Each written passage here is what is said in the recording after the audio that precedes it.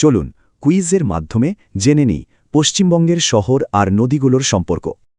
পশ্চিমবঙ্গের ভূগোল নিয়ে জ্ঞানটা একটু ঝালিয়ে নেওয়া যাক। এই নিন প্রথম প্রশ্ন। প্রথমেই আলিপুরদুয়ার। আচ্ছা, শহরটা কোন নদীর তীরে অবস্থিত? সঠিক উত্তর হল কালজানি নদী। বেশ, এবার পরের প্রশ্ন। এবার প্রশ্ন কৃষ্ণনগর নিয়ে। এই ঐতিহাসিক শহরটি কোন নদীর তীরে? যারা জলঙ্গি ভেবেছেন একদম ঠিক, কৃষ্ণনগর জলঙ্গি নদীর পাড়েই অবস্থিত। পরের গন্তব্য বোলপুর শান্তিনিকেতন। কোন নদী বয়ে গেছে এর পাশ দিয়ে? একদম, এটি হল কোপাই নদী। এবার প্রথম রাউন্ডের শেষ প্রশ্ন। এবার আসা যাক শিল্পনগরী দুর্গাপুরে। শহরটি কোন নদীর তীরে? সঠিক উত্তর দামোদর। এর সাথেই প্রথম রাউন্ড শেষ, শুরু হচ্ছে দ্বিতীয় রাউন্ড। দ্বিতীয় রাউন্ডের প্রথম প্রশ্ন, কোলাঘাট তাপ বিদ্যুৎ কেন্দ্র কোন নদীর ধারে? সঠিক উত্তর রূপনারায়ণ। এটি দক্ষিণবঙ্গের একটা খুব গুরুত্বপূর্ণ নদী। জলপাইগুড়ি শহর কিন্তু একটা নয়, দুটো নদীর তীরে। কোন দুটো?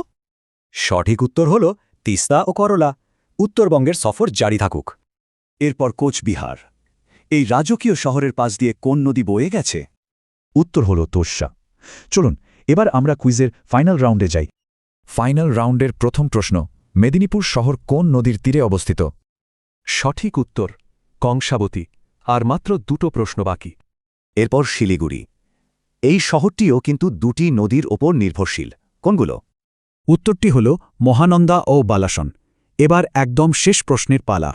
আমাদের কুইজের শেষ প্রশ্ন, বীরভূমের সিউড়ি শহর কোন নদীর তীরে?